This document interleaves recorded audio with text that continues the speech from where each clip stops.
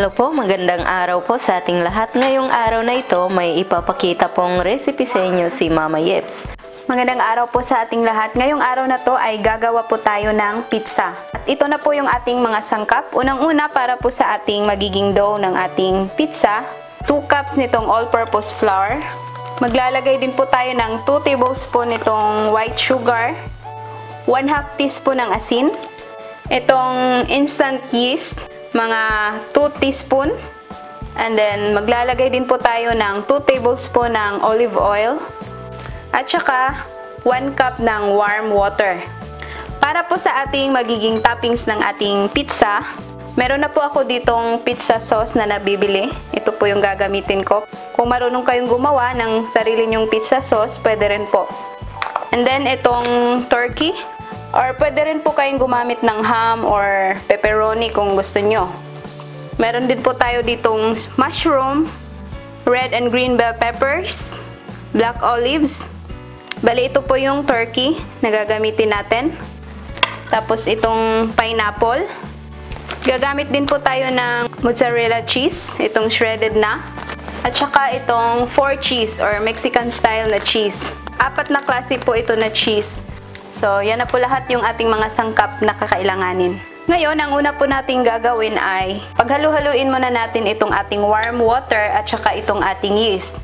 Itong gamit ko ay instant yeast. So, ito pwede na po nating ihalo mismo diretso sa ating mga dry ingredients. Pero ako, ang gagawin ko ay imimix ko po muna siya dito sa warm na tubig para talagang masisigurado natin na talagang aalsa yung ating dough. So, yan.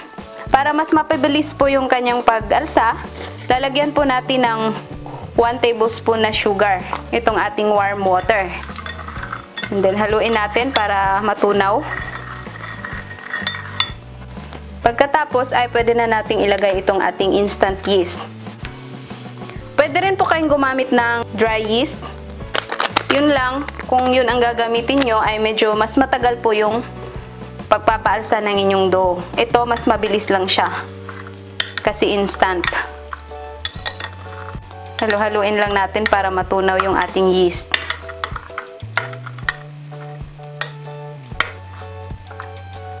And then, pwede na muna natin tong itabi para ma-mix muna natin yung ating mga dry ingredients. Babalikan po natin to mamaya pagka medyo aalsa siya na parang may mga bula na po sa ibabaw. Ngayon, kuha lang po tayo ng malaking bowl para dito po natin paghalu-haluin yung ating mga dry ingredients. So, kuha po tayo dito sa ating all-purpose flour ng 2 cups. Itong recipe natin na to, ang magagawa natin dito ay isang 16 inches round na pizza. So, kung gusto nyo pong marami-rami po yung magagawa nyo, pwede nyong doblehin or triplehin yung mga sukat ng ating mga sangkap. 1 cup. And then, dagdagan natin ng another 1 cup. So, bali 2 cups na all-purpose flour. And then, lalagyan po natin ng 2 tablespoon ng white sugar. Tapos, itong asin, lagyan natin ng 1/2 teaspoon. Ito ay 1/4. So, bali, 2 ganito. Yan. Halu-haluin muna natin para mag-combine po lahat yung ating mga dry ingredients.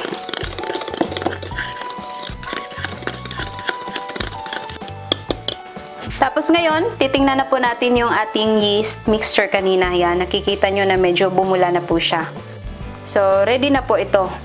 Lalagyan na lang po natin ng 2 tablespoon nitong olive oil. Pero kung namamahalan po kayo sa olive oil, wala po kayong olive oil, pwede naman po yung kahit na vegetable oil lang. Or kahit anong cooking oil. Yan, lalagyan natin ng 2 tablespoon. Yan, haluin muna natin bago natin ihalo doon sa ating dry ingredients. Tapos ngayon, pwede na natin tong paghalo-haluin yung ating mga liquid at saka dry ingredients. So, gagamitan ko lang po ng tinidor para mahalo natin to. Gagawa lang tayo ng maliit na butas sa gitna. Tapos, ibubuhos po natin itong ating liquid ingredients. Tapos, hahaluin po natin. Hahaluin po natin hanggang sa mabuo po natin to na parang dough. Maganda po itong matutunan nyo itong gawin sa ngayon na panahon na pandemic para hindi niyo na po kailangan pang bumili ng pizza sa labas. Makakasigurado po kayo na malinis po yung kinakain nyo kasi kayo mismo po yung gumawa. Tsaka napakadali lang po naman itong gawin. Ayan, pagka ganyan na nabubuo na natin, pwede na natin itong ililipat dito sa ating counter table para masimulan na po nating mamasa. Ngayon, bago natin ilipat tong ating mixture ng ating dough, lalagyan muna natin ng harina dito sa ating surface para talagang hindi didikit yung ating dough. Tapos, dapat, bago natin simulang masahin, kailangan malinis po yung kamay natin. Maghugas muna tayo ng kamay. Basta maghanda lang po kayo ng extra na harina para pwede nyo pong dagdagan ng paunti-unting harina kung medyo manikit pa sa kamay nyo. Lalagyan ko din po ng konting harina yung kamay ko para hindi didikit pagka minasa na natin. So ngayon, pwede na natin tong simulang masahin. Mamasahin lang po natin to hanggang sa maging smooth at elastic po itong ating dough. Siguro nasa mga 5 to 8 minutes lang po ito nating masahin. Tulad niya na medyo manikit pa sa kamay natin, dadagdagan lang po natin ng konting harina para hindi tayo mahihirapan sa pagmamasa. Mamaya ipapakita ko po sa inyo kung ano po yung hitsura niya pagka ready na po natin tong paalsahin. Pagka ganito na po yung hitsura ng ating dough na smooth at saka medyo elastic na po, yan. Ito ay ready na po natin tong paalsahin. So bibilugin ko lang po. Lalagay po natin dito sa ating pagpapaalsahan. Tapos lalagyan po natin ng konting oil para hindi manikit dito sa ating bowl. Tsaka mabilis lang po natin siyang matatanggal pagka medyo umalsa na. Or hanggang sa magdoble po itong kanyang size. Tapos tatakpan po natin ng cling wrap. Papaalsahin po natin to ng mga 1 oras or hanggang sa mapapansin natin na lumalaki na po yung ating dough or magdoble po yung kanyang size. Yan, sasara lang po natin para talagang hindi papasok ang hangin. Yan. So, babalikan po natin to after 1 hour. Ngayon po ay balikan na po natin yung ating pinaalsa kanina na dough. So, yan, makikita nyo na sobrang alsa na po nitong ating dough. So, ngayon, tatanggalin na po natin to dito sa ating pinagpapaalsahan. Maghanda lang po tayo ng flour dito para hindi siya didikit bago natin ilipat. Yan, tapos ipipress lang natin para lalabas yung hangin. Yan, gaganyan lang natin para maghugis bilog po siya. Dapat manipis yung gitna tapos yung gilid ay medyo makapal.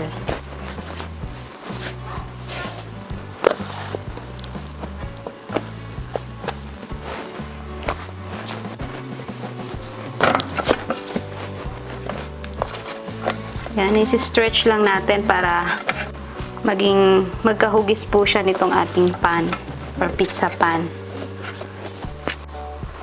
Itong ganito kalaki ay nasa mga 16 inches pala to ito na pizza pan. Tapos ngayon pa lang po pala ay i-preheat nyo na po yung inyong oven sa 400 degrees Fahrenheit.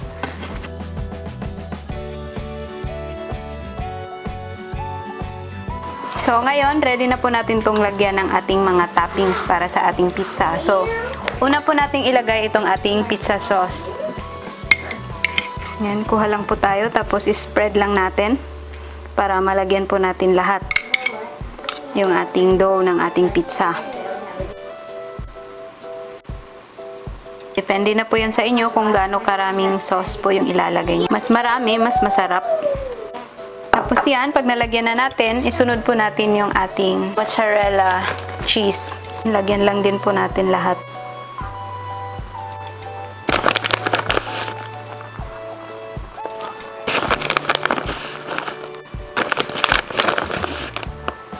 Tapos, isunod po natin itong ating mushroom, yung ating turkey, red bell pepper, at saka yung black olive. So, depende na po yun sa inyo kung alin po yung uunahin nyo.